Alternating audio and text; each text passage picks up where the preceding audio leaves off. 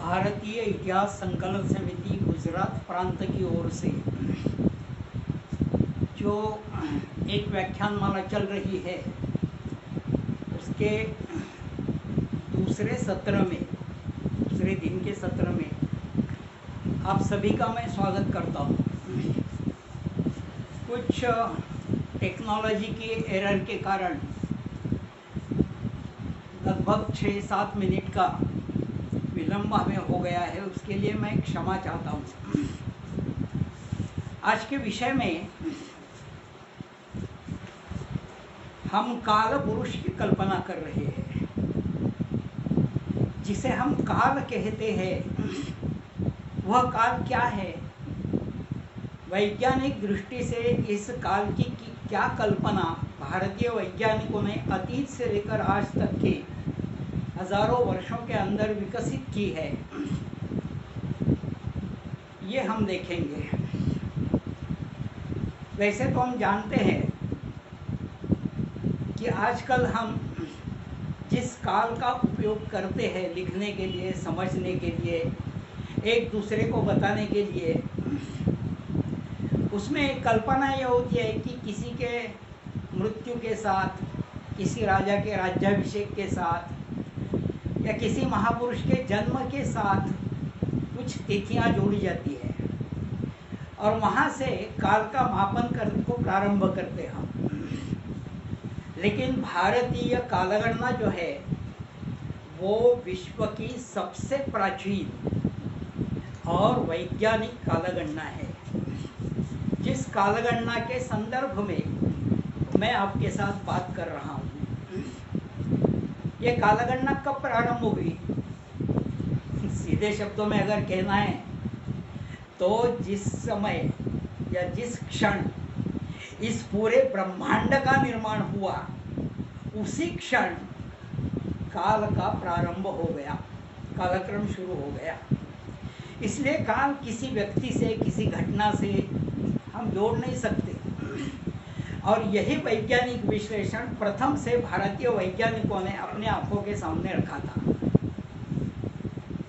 और इसलिए जो संदर्भ है उस संदर्भ में ऐसा कहा है, चैत्रे मासी जगत ब्रह्मा ससर्ज प्रथमे हरि शुक्ल पक्षे समग्रम तदा सूर्योदये सति प्रवर्तमायास तदा कालस्य गणनामपि महान वारान ऋतून मासान वत्सरायुगान। चैत्र मास के शुद्ध एक तिथि को यानी प्रतिपदा को काल का प्रारंभ हुआ, अर्थात ब्रह्मांड की व्युत्पत्ति भी उस समय हुई थी, ये कल्पना है उसकी। और इस प्रकार से इतने प्राचीन काल में, या जिसको हम काउंट भी नहीं कर सकते, इस प्रकार के अतीत में जिस काल का प्रारंभ हुआ उस काल के संदर्भ में विश्व के वैज्ञानिकों की कल्पना क्या थी? असल में पाश्चात्य विद्वान तो इसकी कल्पना ही नहीं कर सकते थे। अगर कुछ उदाहरण देना है तो हम देख सकते हैं कि कांट ने जो कल्पना की थी वो कहता था कि वास्तव विश्व से काल का कोई संबंध ही नहीं है और काल एक आभास मात्र है। चलो इतनी पुरानी बात भी छोड़ देंगे। तो भी न्यूटन ने उस समय जो कहा था उसकी कल्पना भारतीय वैज्ञानिकों के अनुसंधान के पास में आ जाती है। उसने गणितीय, निरपेक्ष और प्रवाहित काल की कल्पना की थी। फिर भी सच्चे रूप में केवल 80 वर्ष पूर्व, 80-90 वर्ष पूर्व आइंस्टाइन, हेरमन, बेट्सा, इन लोगों ने जब सापेक्षतावाद का विश्लेषण किया उस समय काल की यथायोग्य कल्पना पाश्चात्य विद्वान करने लगे। लेकिन यही पाश्चात्य विद्वान जो आज कल्पना कर रहे हैं इससे भी अधिक सच्ची और अनुसंधानात्मक इस प्रकार की कल्पना भारतीय वैज्ञानिकों ने बहुत प्राचीन काल में की हुई थी। वैसे तो दुनिया में जितनी सभ्यताएं हैं उन सारे सभ्यताओं में भी इस प्रकार की कल्पनाएं थी। अगर उदाहरण देना है तो चीन में 9 कोटि और लगभग 60 लाख वर्षों के काल की कल्पना उन्होंने की थी। जो खत्ती साम्राज्य था, यानी आज के तुर्कस्तान में, वहाँ पर वैदिक संस्कृति ही थी, उसके प्रमाण मिल गए हैं। वहाँ खत्तियों में 8 कोटि और 80 लाख वर्षों की कालगणना थी। हम जिसको मेसोपोटामिया कहते हैं प्राचीन, आज वह इराक है। उस मेसोपोटामिया में खाल्डियन संस्कृति, ये खाल्दी सभ्यता में भी लगभग 2 कोटि और 20 लाख वर्षों की कालगणना थी। इजिप्ट की प्राचीन सभ्यता हम जानते हैं। इजिप्ट में 2,75,000 वर्षों की कालगणना उन्होंने मान ली थी। पारसी अगर कालक्रम हम देखेंगे तो वो भी 1,90,000 की कालगणना मानते थे। लेकिन ये भी देखने में आता है कि मैंने जितने नाम दिए उसमें अगर चीन छोड़ दिया तो बाकी सारी सभ्यताएं अपनी आइडेंटिटी खो गई है। अब वो सभ्यताएं नहीं रही और उन सभ्यताओं की कोई विशेषता भी नहीं रही, केवल चीन है। लेकिन चीन ने भी अपनी कल्चरल आइडेंटिटी पूरी तरह से आज खो दी है। लेकिन भारत में प्राचीन वैज्ञानिकों ने जिस काल का जिस पद्धति से विचार किया, उस दृष्टि से अगर देखा तो ध्यान में आ जाता है कि अत्यंत प्राचीन काल से काल की वैज्ञानिक संकल्पना भारतीय वैज्ञानिकों ने सब विश्व के सामने रखी थी। ऋग्वेद में ही हमें इसका उदाहरण मिल जाता है।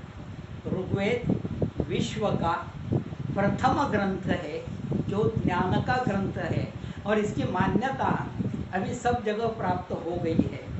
उस ऋग्वेद में ये स्पष्ट कल्पना दी हुई है कि 12 प्रथमश्चक्रमेकम, 12 आरे का जो चक्र है, यानी सूर्य को उन्होंने 12 आरे का चक्र कहा है। और इस चक्र के आधार पर पृथ्वी सूर्य की प्रदक्षिणा करती रहती है और स्वयं भी पृथ्वी भ्रमण करती है। इसकी कल्पना ऋग्वेद काल में यहाँ के लोगों को थी और ये ध्यान में लेकर उन्होंने ऋग्वेद में इसका उल्लेख किया है। फिर इसके पहले क्या था, यानी जब ये ब्रह्मांड निर्माण हुआ, सारी सृष्टि निर्माण हो गई, इस सृष्टि के प्रथम क्या था वो भी ऋग्वेद में हमें उसका संकेत मिलता है। और वहाँ पर कहा है न राज्ञ आसीत प्रकेता, ना रात्रि थी ना दिन था, ना उसकी कोई कल्पना थी, सब और अंधेरा ही अंधेरा था। इस प्रकार की कल्पना ऋग्वेद के अंदर आ जाती है। ठीक है, ऋग्वेद की बात हम वजह में रखेंगे तो भी हम देखते हैं कि विद्वानों में जैसे कुछ जो बातें हम जानते हैं उसका ही उदाहरण देता हूँ। हम आर्किमिडीज को जानते हैं और आर्किमिडीज का शब्द आज भी बच्चों को भी मालूम होता है, यूरेका यूरेका। उसको जो आनंद हुआ था अनुसंधान के बाद, उसके कारण जो जो यूरेका यूरेका कहकर दौड़ रहा था, ये सभी को मालूम है। लेकिन पिपीलिका पिपीलिका कहकर दौड़ने वाला कणाद किसी को मालूम नहीं है। कणाद का वैशेषिक दर्शन है।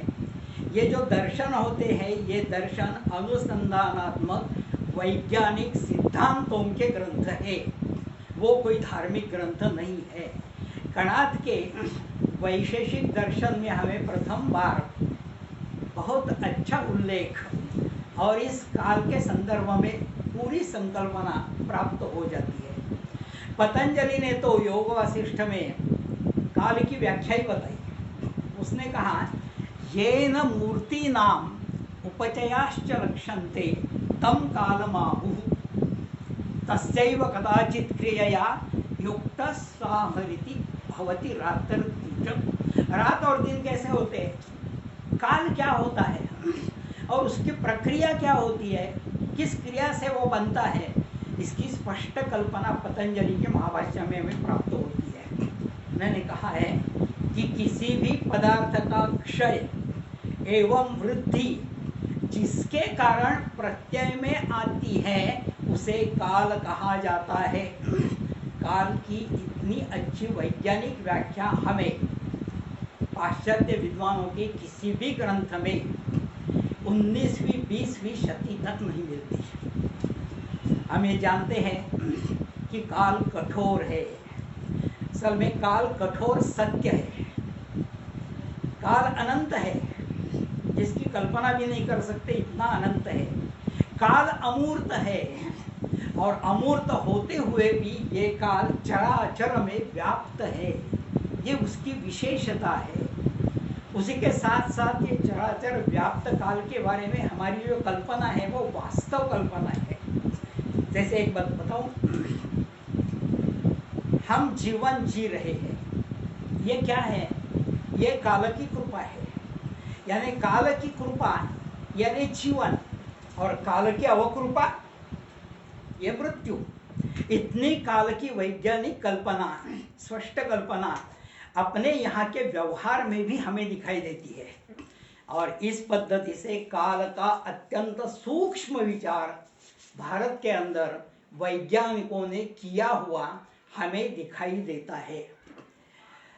जैसे 1 सेकंड का 33,750वां अंश, 33,715 फ्रैक्शन ऑफ 1 सेकंड, इसको अपने यहाँ त्रुटि नाम दिया है। एक एक टर्मिनोलॉजी होती है, उसके ही शब्द संग्रह होते हैं। यहाँ की भारत के अंदर सबसे प्राचीन विज्ञान प्राप्त होने के कारण ये जो टर्मिनोलॉजी है उसका अंग्रेजी अनुवाद नहीं कर सकते, त्रुटि को त्रुटु ही कहा जाएगा। अब इतने छोटे अंशात्मक काल से लेकर ये जो पूरा ब्रह्मांड है, इस ब्रह्मांड में, इस ब्रह्मांड की आयु कितनी है? यहां तक 31,104 शतकोटि वर्ष ये ब्रह्मांड की आयु बताइए। तो एक त्रुटि से, सेकंड के फ्रैक्शन से लेकर ब्रह्मांड की पूरी आयु तक का विचार भारतीय वैज्ञानिकों ने काल गणना में किया हुआ हमें दिखाई देता है। अब हम देखते हैं कि वेद से ही सारे ज्ञान का अगर प्रारंभ होता है, तो भारत में भी, भारत भूमि में वेदों में जो उल्लेख है उसके साथ साथ उसके बाद में जितनी सभ्यताएं पनप रही थी, जैसे सिंधु सरस्वती सभ्यता है, वो तो वेदों के बहुत बाद में आई, ये स्वाभाविक था। केवल 5,000 वर्ष पूर्व की, 6,000 7,000 वर्ष पूर्व की ये सिंधु सरस्वती सभ्यता है। लेकिन उस सभ्यता में भी हमें यज्ञ कुंड मिलते हैं। यज्ञ के कारण ये काल की संकल्पना विकसित हुई थी, तो काल की संकल्पना वहां तक सातत्य से आती हुई हमें दिखाई देते हैं। इतना ही नहीं, तो भोपाल के पास भीमबेटका में जो आदि मानव ने वहां की गुफाओं में रंगीन चित्र वहां पर तैयार किए हुए हैं, इस रंगीन चित्रों में सूर्य, तारकाएं, भौमितिक आकृतियां, ये सारी बातें हमें दिखाई देती है। और उसका काल 15,000 वर्ष से भी पूर्व का काल है। तो इस प्रकार से सातत्य से काल के संदर्भ में अपने देश के अंदर, इस संस्कृति के अंदर एक परंपरा से, जिसको हम कह सकते हैं कि कंटिन्यूड हिस्ट्री, ऐसी इस काल की संकल्पना में रही है, यह हमें दिखाई देता है। सूक्ष्म विचार के साथ इस काल के संदर्भ में और हमें जो उल्लेख दिखाई देते हैं, और इतना ही नहीं तो उन उल्लेखों के साथ वैज्ञानिक आधार भी उसके प्राप्त होते हैं, उसकी तरफ थोड़ा हम अपनी दृष्टि डालेंगे। हम देखते हैं कि काल की जो कल्पना की गई, वैसे ही इतिहास के अंदर इतिहास को काल पुरुष ऐसे कहा है। क्या कारण है इसका? वैसे तो आज मैं वैज्ञानिक स्थिति जो है वही आपके सामने रख रहा हूं, लेकिन फिर भी इतिहास के साथ ये जुड़ा हुआ विषय है। तो ये जो ऐतिहासिक सारे कालखंड होते हैं, इन सारे कालखंडों को अगर हम देखेंगे तो हमारी समझ में आ जाता है कि हम कुछ शब्दों का ढीला ढाला प्रयोग करते हैं। जैसे मैं अगर कहूंगा भारतीय सभ्यता, भारतीय संस्कृति हजारों वर्ष पुरानी है, बस समाधान तो हो जाता है बहुत लोगों का। और हजारों वर्ष पुराना, इसकी कुछ संकल्पना अंतःकरण में होती है, लेकिन हजारों वर्ष यानी कितने वर्ष, कितने वर्षों की काल, इस संकल्पना से अगर हम इसको जोड़ देंगे इस हजारों वर्षों के काल को, तो फिर आपके ध्यान में आएगा मैं आज आपके साथ जो बात कर रहा हूं वो हजारों वर्षों की नहीं है, वो लाखों और करोड़ों वर्षों की बात है। एक मनोरंजक बात है, बहुत बार ऐसा होता है कि पाश्चात्य विद्वानों के सभी जो सिद्धांत है उसको प्रमाण मानने की मानसिकता हमारे भारतीय वैज्ञानिकों की भी बन गई है। लेकिन अगर हम देखेंगे तो ये जो पाश्चात्य सिद्धांत है वो पाश्चात्य सिद्धांत पूर्णतः अनेक सिद्धांत अवैज्ञानिक है, अशास्त्रीय है। उसका एक ही उदाहरण मैं आपको देता हूं। आपने कभी सोचा है कि आज जिस कालगणना का उपयोग हम करते हैं, यानी सामान्य युग और सामान्य युग पूर्व, बीसीई, कॉमन एरा आजकल कहा जाता है, ये ख्रिस्ताब्द जो है उसको कॉमन एरा कहा जाता है। कॉमन एरा यानी 2020 ये कॉमन एरा, और कॉमन एरा के पूर्व यानी 2020 वर्षों के पूर्व फिर उल्टी गिनती शुरू हो जाती है, 1 2 3 4 पूर्व की। इस कालगणना का उपयोग आज हम करते हैं, लेकिन क्या ये वैज्ञानिक कालगणना है? असल में 16वीं सदी में, 16th सेंचुरी में अशर नाम का एक पादरी था। इस अशर नाम के पादरी ने बाइबल का अभ्यास ठीक तरह से करके एक संकल्पना सामने रखी। उस 16th सेंचुरी तक, अशर के काल तक यीशु ख्रिस्त के जन्म की तिथि नहीं मनाई जाती थी, और उसका जन्म कब हुआ है इसका भी किसी को पता नहीं था। उसने एक तिथि निश्चित कर दी जो आज मानी जाती है। वो तिथि वैज्ञानिक यानी सबके सहमति से बनी हुई नहीं है, लेकिन बन गई और सभी आज मानते हैं। उसके साथ साथ दूसरी एक मनोरंजक बात आती है, बाइबल में क्या कहा है हमें पता है? बाइबल में कहा है कि इस सृष्टि की रचना, इस सृष्टि की उत्पत्ति कब हो गई? तो 4400 ख्रिस्ताब्द पूर्व, यानी 6400 वर्ष पूर्व 18 फरवरी को सुबह 9:30 पर इस सृष्टि का प्रारंभ हुआ। अब इसको कौन सच्चा मान सकता है? लेकिन 19th सेंचुरी तक यही सिद्धांत सारे विश्व में माना जाता था, और भारत के हर एक सिद्धांत को मिथ करके बाजू में छोड़ा जाता था। एक स्वाभाविक था कि इसी के कारण भारत के इतिहास का भी विकृतीकरण हुआ, डिस्टॉर्शन हुआ। इतना ही नहीं तो जिस समय ऋग्वेद के काल का संदर्भ आया तो ऋग्वेद पुराना हो ही नहीं सकता। इसका कारण ये था कि अगर बाइबल में सृष्टि की रचना, सृष्टि की व्युत्पत्ति ही बताई है 6000 वर्ष पूर्व, तो ऋग्वेद करोड़ों वर्ष पूर्व का, बहुत प्राचीन युग का कैसे हो सकता है? ये उनकी मानसिकता रही। मैक्स मुल्लर ने भी ऋग्वेद का जो काल बताया 1200 BCE यानी 3200 वर्ष पहले ऋग्वेद की रचना हुई, ये उसकी कल्पना थी। इसका एक कारण ये था क्योंकि मैक्स मुल्लर बहुत विद्वान था, जानता था, फिर भी उसने ये कहा। इसका कारण था बाइबल पर अविश्वास दिखाने की हिम्मत किसी में भी नहीं थी। जिन्होंने ये हिम्मत दिखाई उनको जिंदा जलाया गया था 19th सेंचुरी तक। और इसलिए इसके पार्श्वभूमि पर हमें अपने वैज्ञानिकों के इन सारे प्रयासों का ठीक तरह विश्लेषण करना पड़ेगा। वैज्ञानिकों ने क्या किया? वैज्ञानिक ये जानते थे, पाश्चात्य वैज्ञानिक कहते थे कि पृथ्वी स्थिर है और सूर्य पृथ्वी की प्रदक्षिणा कर रहा है just up to 19th century. लेकिन पृथ्वी स्थिर नहीं है, पृथ्वी भ्रमण करती है और भ्रमण करते करते वो सूर्य का चक्कर लगाती है। उसकी अंदर प्राचीन काल से थी और उसी के आधार पर वैज्ञानिकों ने यहाँ के काल का विचार किया। ये उन्होंने देखा ये जो मंडल है उसमें एक है चंद्रमंडल। हम जानते हैं कि चंद्र तो पृथ्वी की प्रदक्षिणा करता रहता है और पृथ्वी के साथ होता है। बाकी जो अन्य ग्रह उन ग्रहों पर भी अपने अपने चंद्र है और वो उसके आसपास घूमते रहते हैं, उनका भी भ्रमण और परिभ्रमण चलता रहता है।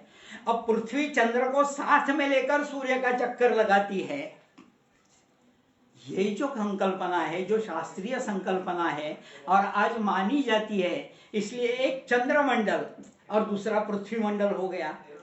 लेकिन पृथ्वी अकेली है क्या? आकाश में या अंतरिक्ष में पृथ्वी के जैसे अनेक अन्य उपग्रह हमें दिखाई देते हैं। उन उपग्रहों के, उन ग्रहों के अनेक चंद्र है, उनको लेकर वो सारे ग्रह भी भ्रमण करते रहते हैं और ये सारे ग्रह तारकाएं इनको लेकर एक सूर्यमाला बनती है। सूर्य कितने हैं? रात को कभी हम अंधेरे रात में विशेष करके अगर आकाश की ओर देखेंगे तो एक दुधिया पट्टा दिखाई देता है, मिल्की वे जिसको कहा जाता है, आकाश गंगा। इस आकाश गंगा में अनेक सूर्य है। इन सूर्यों को आइडेंटिफाई करके उनका कुछ सूर्यों का नामकरण भी भारतीय ऋषियों ने, उस समय के वैज्ञानिकों ने किया हुआ है।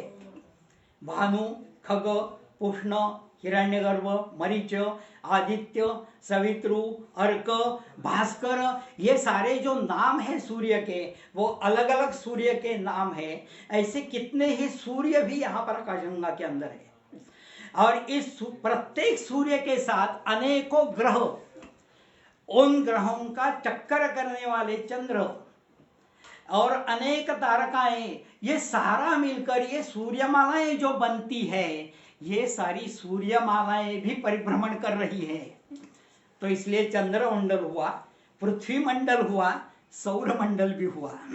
अब सौर मंडल तो हो गया, लेकिन भारतीय वैज्ञानिकों ने अगला सिद्धांत रखा कि ये सौर मंडल भी किसी की प्रदक्षिणा कर रहा है। वो स्वयं तो भ्रमण कर ही रहा है। अंतरिक्ष में, ब्रह्मांड के अंदर जो भी पदार्थ होगा, वस्तु होगी, वो भ्रमण करती है, स्वयं भ्रमण करती है और दूसरे किसी से परिभ्रमण यानी चक्कर लगाकर प्रदक्षिणा करती है। ये तो शास्त्रीय सिद्धांत है। इसलिए चंद्र और पृथ्वी के साथ साथ एक सौर मंडल बन जाता है। अब दूसरी बात है, ये जो सौर मंडल में इतनी सूर्य मालिकाएं हैं, ये जो आकाश गंगा है, ये भी चक्कर लगाती है। ये आकाश गंगा भी भ्रमण करती है, घूमती है। जैसे पृथ्वी अपने अक्ष के भवन घूमती है ना, वैसे ही ये आकाश गंगाएं भी भ्रमण करती है और वो जिस बिंदु से बिंदु की चक्कर लगाती है वो है परमेष्ठी। यानी आकाश गंगा के बाद आता है परमेष्ठी मंडल, जिसमें असंख्य आकाश गंगाएं हैं। और अंतिम परमेष्ठी मंडल में, परमेष्ठी मंडल भी स्वयं भ्रमण करता है और स्वयंभू मंडल की परिक्रमा करता है, प्रदक्षिणा करता है। और इस प्रकार से चंद्रमंडल, पृथ्वी मंडल, सौर मंडल, परमेष्ठी मंडल और स्वयंभू मंडल, ऐसे 5 मंडलों का पंचमंडल क्रम भारतीय वैज्ञानिकों ने विश्व के सामने रखा है। अभी इनका अगर भ्रमण, उसका मापन करना पड़ेगा ना। अगर काल क्या है यह अगर समझना है हमें, तो उसका मापन करना पड़ेगा। अब यहां पर हम देखते हैं कि आजकल दूसरे ग्रह पर जाना है या सूर्य का कितना डिस्टेंस है, क्या अंतर है, ये देखना है तो उसके लिए एक कल्पना की हुई है, प्रकाश वर्ष। क्योंकि अपना मानवीय जीवन जो है और मानवीय वर्ष जो है, उस मानवीय वर्षों के साथ उसका मापन हम नहीं कर सकते। इतने वो लंबे हैं, इतने दूर है, प्रदीर्घ अंतर है। भारतीय वैज्ञानिकों ने भी उसके लिए एक नई संकल्पना सामने रखी है, वो है मानवीय वर्ष के साथ दिव्य वर्ष। अब ये दिव्य वर्ष क्या है? हम एक बात जानते हैं कि उत्तर ध्रुव और दक्षिण ध्रुव, यहां पर 6 मास की रात और 6 मास का दिन होता है। पृथ्वी स्वयं भ्रमण करती है, जिसके कारण दिन और रात हो जाते हैं, ये हम जानते हैं, जिसको अहोरात्र ऐसा कहा जाता है। अ और त्र निकालो, बीच में होरा रह जाता है। अंग्रेजी में होरा शास्त्र उसको कहते हैं, ग्रीकों में होरा शास्त्र कहा गया था। यह अहोरात्र ही है, उस पर से ये नाम आए हुए हैं। ये जो अहोरात्र यानी दिन और रात मिलकर एक दिन की संकल्पना है, ये पृथ्वी के भ्रमण का मापन है ना। पृथ्वी 1 घंटे में 1600 किलोमीटर की वेग से, रफ्तार से सूर्य का चक्कर काटती है, और ये सूर्य का चक्कर काटने की उसकी गति 1 घंटे में 1.5 लाख किलोमीटर की होती है। पृथ्वी भ्रमण करती है और सूर्य का परिभ्रमण करती है। इसके कारण जैसे मानवीय वर्ष बनता है, क्योंकि एक अहोरात्र और पूरा पृथ्वी का जो परिभ्रमण होता है, उसके कारण 1 वर्ष भी ये पृथ्वी परिभ्रमण करती है, तो 1 वर्ष हुआ, तो मानवीय दिन और मानवीय वर्ष, इसकी संकल्पना स्पष्ट हो जाती है। अब कल्पना करो कि 6 मास की रात्र है और 6 मास का दिन है, तो अहोरात्र कितनी हो गई? 1 वर्ष की हो गई। अब ये जो 1 वर्ष की अहोरात्र है, यानी 1 वर्ष का 1 दिन हो गया, इसलिए उन्होंने कल्पना रखी कि ये दिव्य वर्ष है।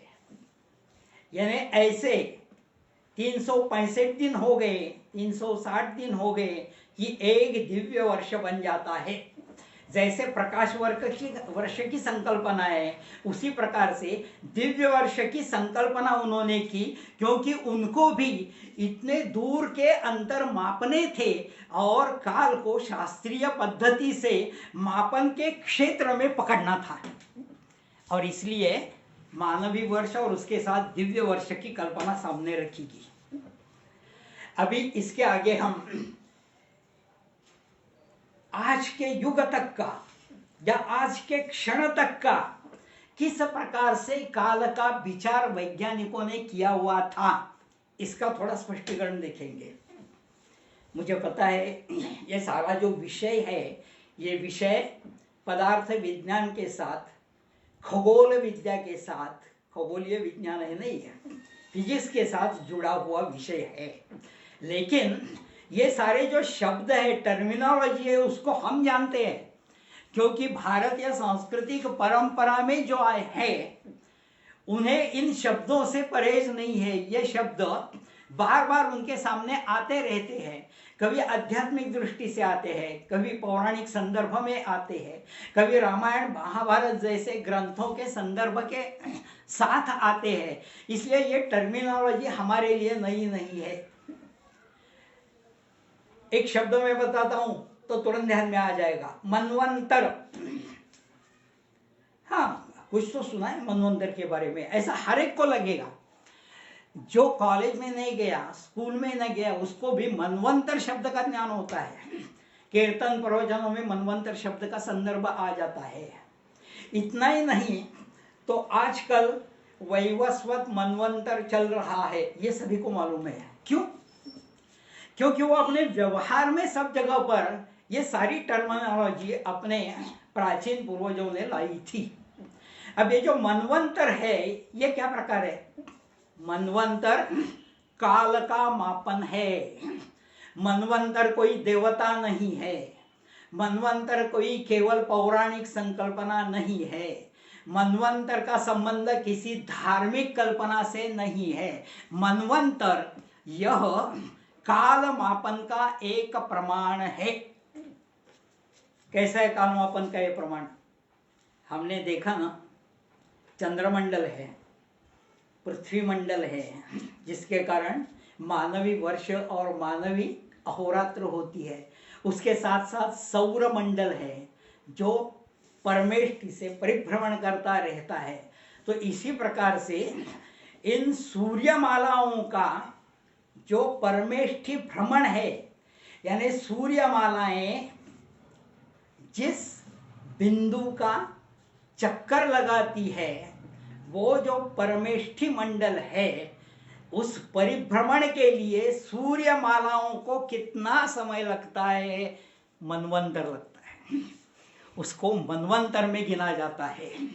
जैसे ये जो सूर्यमालाएं हैं, उनका वेग प्रति सेकंड अराउंड साधारणतः 250 किलोमीटर का होता है। एक सेकंड में 250 किलोमीटर। और परमेष्ठि का भ्रमण करने के लिए सूर्यमालाओं को 32 कोटि वर्ष लगते हैं। तो ये हुआ मनवंतर का कालमापन। इसलिए वैवस्वत मनवंतर में है हम, यानी 7 मनवंतर उन्होंने गिने हैं। पहला मनवंतर था स्वयंभुव मनवंतर। अभी क्या स्थिति है? अभी हम सप्तमे वैवस्वत मनवंतरे, 7वें मनवंतर में हम हैं। तो इस 7वें मनवंतर के भी कुल कितने वर्ष होंगे? 32 कोटि वर्ष होंगे। इस 32 वर्ष में अब 32 कोटि वर्ष जो है, अब ध्यान में रखने के लिए या ध्यान में आने के लिए ये पर्याप्त नहीं है। इसलिए उन्होंने ये जो परमेष्ठि भ्रमण है उसके और विभाग कर दिए, और इन सारे कोट्यावधि वर्षों को उन्होंने महायुग में बांट दिया। महायुग कितना बड़ा होता है? महायुग में भी उन्होंने 4 युग की कल्पना की, और इस प्रकार से 71 महायुग और प्लस एक सत्ययुग, इससे एक मनवंतर बन जाता है। ऐसे 6 मनवंतर गए हैं। अब ये जो मनवंतर है, इस मनवंतर का काल यानी 32 करोड़ और 40 लाख, इतना कालखंड एक मनवंतर का होता है, जिसमें 71 महायुग और एक सत्ययुग होता है। ये जो महायुग है उसमें 4 युग होते हैं। ये 4 युग कौन से है इसका आप लोगों को पता है, क्योंकि हम हमेशा कहते हैं कि आज हम कलयुग में हैं, आज हम कलयुग में हैं। महाभारत की समाप्ति हुई और भगवान श्री कृष्ण जी अदृश्य हुए। भगवान श्री कृष्ण जी का निर्वाण जब हुआ, उस क्षण से कलियुग का प्रारंभ हुआ। ये इस विज्ञान की मान्यता है, ये धार्मिक मान्यता नहीं है, ये पौराणिक मान्यता नहीं है, ये वैज्ञानिक मान्यता है। और इस प्रकार से कलियुग हम जानते हैं। कलियुग कितना होगा? कलियुग 4,32,000 वर्ष का होगा। हर एक युग पहले युग से दुगना होता है, पहले से दुगना दूसरा युग, तिगुना तीसरा युग। यानी कलियुग के बाद जिस समय अगला युग आएगा, तब द्वापर युग 4,32,000 से दुगुना यानी 8,64,000 वर्षों का होगा। उसके बाद सत्ययुग आएगा, वो 12,60,000 वर्षों का होगा। फिर त्रेता युग आएगा, और इस प्रकार से एक महायुग की जो गणना है काल की, वो है 43,28,000, 43,28,000 वर्षों का एक महायुग होता है। और ऐसे 71 महायुग और एक सत्ययुग का काल उसमें मिलाकर जितना प्रदीर्घ समय होता है, उतने समय में सूर्यमालाएं परमेष्ठि मंडल का परिभ्रमण करती है, उसका चक्कर लगाती है, उसका ये काल है। यानी पृथ्वी के चक्कर से एक अहोरात्र होती है, वहां से लेकर परमेष्ठि मंडल के परिभ्रमण तक एक मनवंतर का कालमापन वैज्ञानिक पद्धति से भारतीय शास्त्रज्ञों ने किया था। अब ये जो परमेष्ठी मंडल का परिभ्रमण है, इससे भी काम नहीं चलता। क्यों नहीं चलता? इसका ब्रह्मांड की कल्पना भी स्पष्ट रूप से हमें करने की आवश्यकता है। क्या होता है?